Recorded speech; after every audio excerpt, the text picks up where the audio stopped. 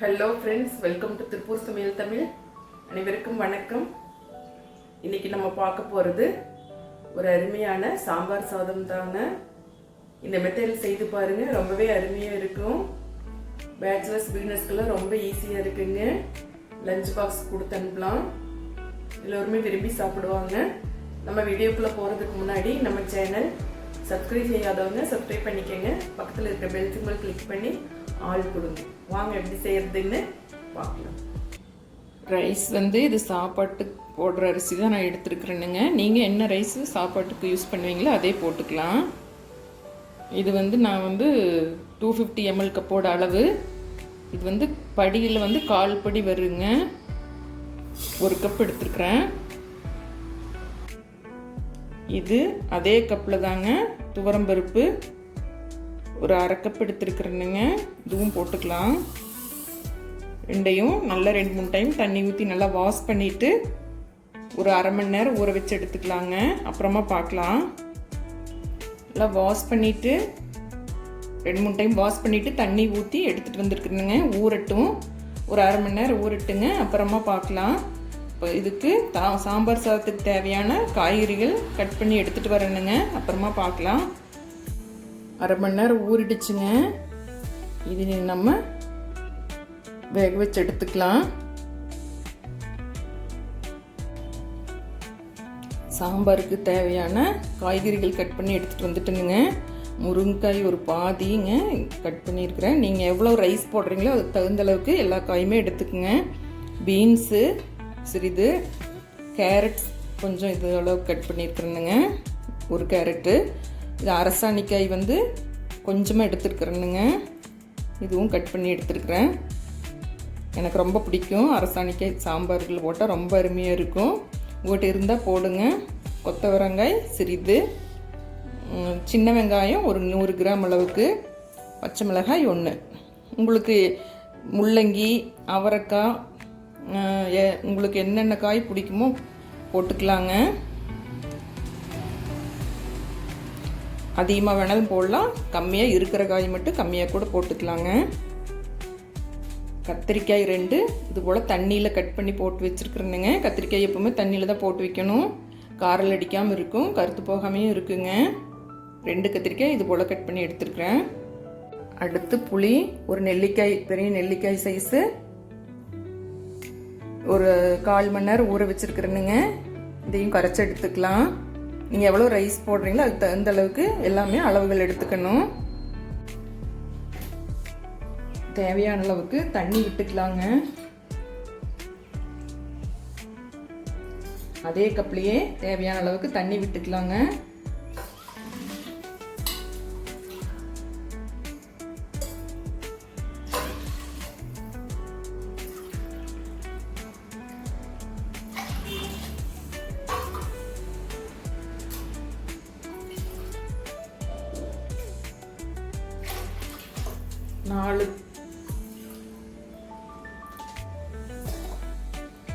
நாலரை கப் தண்ணி விட்டுருக்கணுங்க. சாம்பார் சாதத்துக்கு ரைஸ் எப்பவுமே குழைவாக இருக்கணும், அப்போ தான் நல்லா இருக்குங்க. குழைவாக வச்சுக்கணும். தண்ணி எப்பவும் வைக்கிறத விட கொஞ்சம் அதிகமாக வச்சுக்கணுங்க. மஞ்சள் தூள் ஒரு 1/4 டீஸ்பூன் போட்டுக்கலாங்க.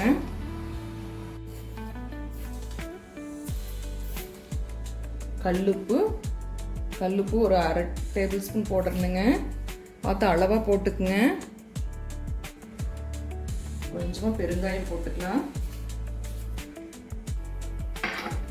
ஒரு 4 விசில் விட்டு எடுத்துக்கலாங்க. அப்புறமா பார்க்கலாம். ஆயில் விட்டுக்கலாங்க. காயெல்லாம் வதக்கணும். ஒரு 1 டேபிள் ஸ்பூன் அளவுக்கு விட்டுருக்குறேன். ஆயில் சூடாயிடுச்சுங்க. கடுகு போட்டுக்கலாம். கடுகு ஒரு 1/4 டீஸ்பூன் போடுறேன்.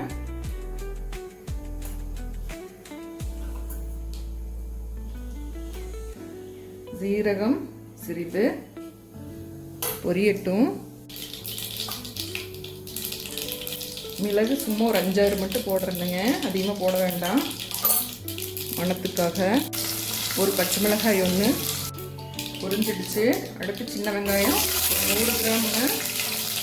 நீங்கள் கம்மியாக வேணாலும் போட்டுக்கலாம்.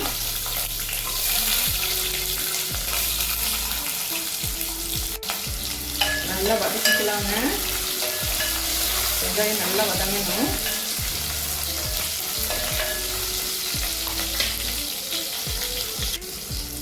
அடுத்து தக்காளி ஒரு மீடியம் சைஸுங்க, இது போல் கட் பண்ணி எடுத்துக்கிறேன். இது போட்டுக்கலாம்.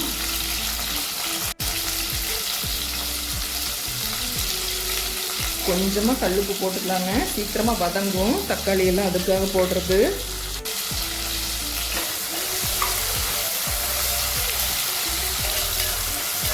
நல்லா வதங்கட்டும்.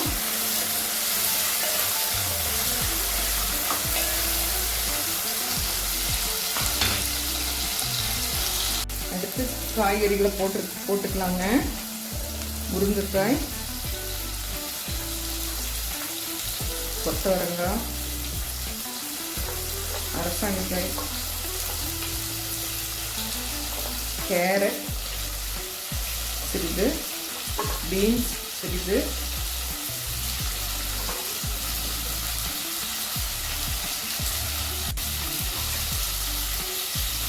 அடுத்து கத்திரிக்காய் 2,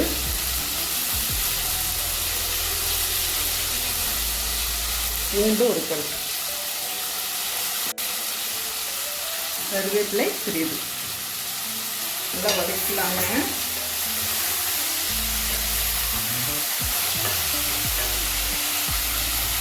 ஏற்கனவே போட்டிருக்கிறோம், பார்த்து அளவாக போட்டுக்கணுங்க. ரைஸ்லேயும் போட்டுக்கணும்.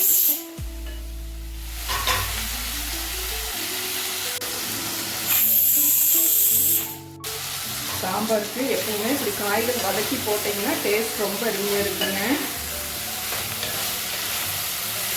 வதக்கி செஞ்சு பாருங்கள். லேசாக வதக்கிட்டு அப்புறமா தண்ணி விட்டு வேக வச்சு பார்த்தீங்கன்னா டேஸ்ட் சாம்பார் டேஸ்ட் ரொம்ப அருமையாக இருக்கும்.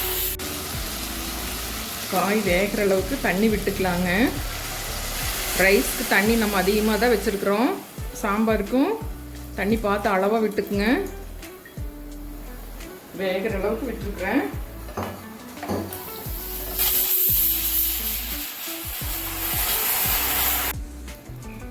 மஞ்சள் தூள் சிறிது போட்டுக்கலாங்க, ஏற்கனவே போட்டிருக்கிறோம்.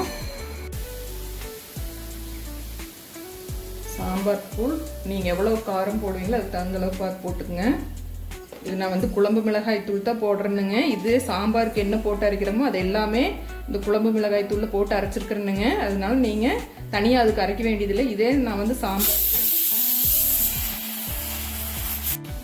இந்த குழம்பு மிளகாய் தூளை நான் சாம்பாருக்கு எல்லாமே பயன்படுத்திக்குவேனுங்க. கூட்டு எல்லாத்துக்குமே போட்டுக்கலாம். தனியாக சாம்பார் தூளில் போடுற அதே பொருட்கள் தான் இதுலேயும் போட்டு அரைச்சிருக்குது. தனியாக சாம்பார் தூள் அரைக்க வேண்டியதில்லை. குழம்பு மிளகாய் தூளோட ரெசிபி வேணும்னா டிஸ்கிரிப்ஷன் கொடுக்குறேன், வேணுங்கிறவங்க செக் பண்ணிக்கலாம். உப்பு ஏற்கனவே போட்டிருக்குறேங்க, பார்த்து அளவாக போடணும். ரைஸ்லேயும் போட்டிருக்கிறோம், அதிகமாக போயிடக்கூடாது. வேகட்டும், காய் கொஞ்ச நேரம் வேகட்டுங்க, அப்புறமா பார்க்கலாம். கட்டி பெருங்காயம் ஒரு சின்ன கட்டி போட்டுருங்க. நீங்கள் கரைச்சி கூட போட்டுக்கலாம், பவுடர் கூட அப்படியே போட்டுக்கலாம். கரைஞ்சிரும், அப்படி போட்டுக்கிறேன். காய் வேகட்டும், அப்புறமா பார்க்கலாம். காய் வெந்துடுச்சுங்க, காய் வெந்துடுச்சு. புளி ஊற்றிக்கலாம். புளி பெரிய நெல்லிக்காய் சைஸு, நல்ல ஒரு 1/4 மணி நேரம் ஊற வச்சு எடுத்துருக்குறேங்க, வடித்து எடுத்துருக்குறேன். ஊற்றிக்கலாம். பார்த்து அளவாக விட்டுக்குங்க, புளி பச்சை வாசம் போகட்டும்.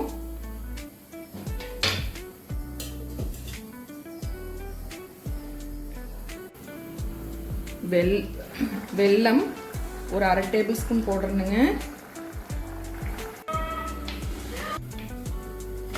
வெல்லம் இனிக்காதுங்க, அந்த புளிப்பு காரத்தோட சேர்ந்து. சாம்பாருக்கு நான் எப்பவுமே வெல்லமோட நாட்டு சர்க்கரையோ போடுவேனுங்க.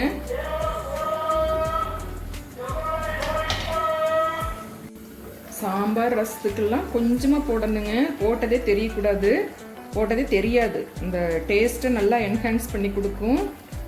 ரொம்ப அருமையாக இருக்கும். கொஞ்சமாக போட்டு பாருங்கள். எப்போவுமே சாம்பார் ரசத்துக்கெல்லாம் நான் போடுவேன், புளிக்குழம்பு எல்லாத்துக்குமே.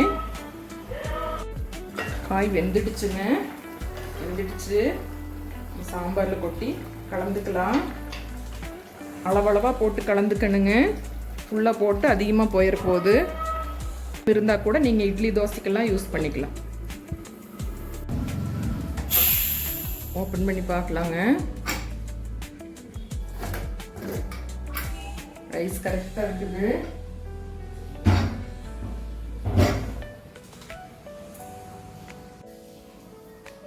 நல்லா இது போல் குழைவாக இருக்கணுங்க. ஏன்னா மறுபடியும் இறுகி போயிடும். முதல்லையே கரெக்டாக இருந்ததுன்னா ரொம்ப சாம்பார் சாதம் குழைவாக இருக்காது, இறுகி போயிடும். இது போல் இருக்கணுங்க, குழைவாக இருக்கணும்.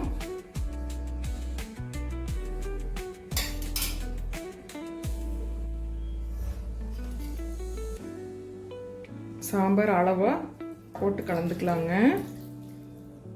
அளவாக போட்டு கலந்துக்கணும். இந்த ஸ்டேஜில் உப்புலாம் டேஸ்ட் பண்ணி பார்த்துக்குங்க. பத்தலினா கூட நீங்கள் சால்ட் போட்டு கலந்துக்கலாம். இந்த ஸ்டேஜில் அளவாக பார்த்து போட்டுக்குங்க. மீதம் இருந்தால் கூட வச்சுக்கலாம். இட்லி தோசை கூட வச்சு சாப்பிட்டுக்கலாம்.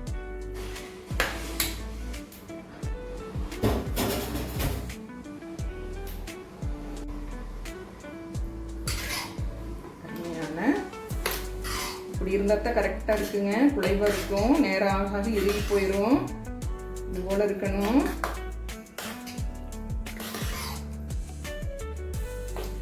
நல்லா குழைவாக வச்சுக்கோங்க ரைஸு.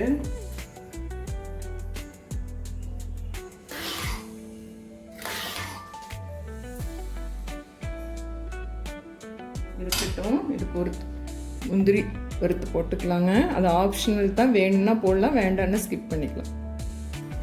பேன் வச்சுட்டோங்க. சூடாகட்டும். நெய் ஒரு டேபிள் ஸ்பூன் அளவு போடுறேங்க. ஆப்ஷனல் தான். வேணும்னா போட்டுக்கலாம், வேண்டாம்னா ஸ்கிப் பண்ணிக்கலாம். வரமிளகாய் 2 போட்டுக்கலாம். முந்திரி ஒரு 10 முந்திரிங்க போட்டுக்கலாம்.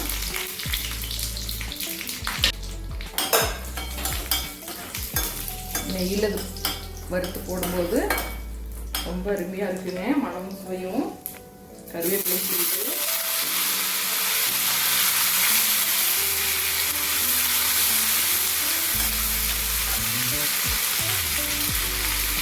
போட்டுக்கலாங்க. ரைஸில் கொட்டி கிளறிக்கலாம்.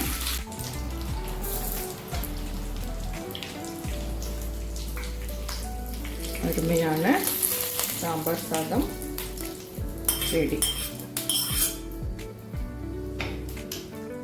நல்லா சாதத்தை நல்லா மசிச்சு விட்டுட்டு கூட நீங்கள் சாம்பார் போட்டு கலந்துக்கலாம்.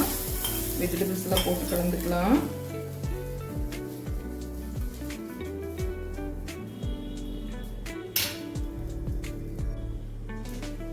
கொத்தமல்லி இதழ் நல்லா வாஷ் பண்ணிட்டு பொடியாக நறுக்கி எடுத்துருக்குறேனுங்க. இதுவும் போட்டுக்கலாம்.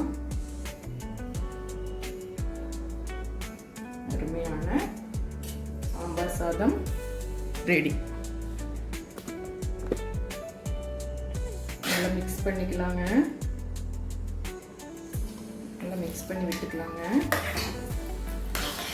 கமகமான்னு இருக்குது. கொஞ்சம் சால்ட் கம்மியாக இருந்ததுங்க, நான் போட்டு கலக்கிட்டேன்.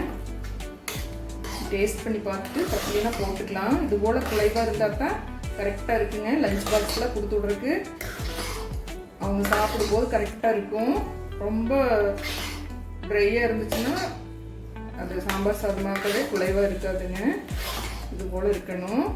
இது கரெக்டாக இருக்கும்.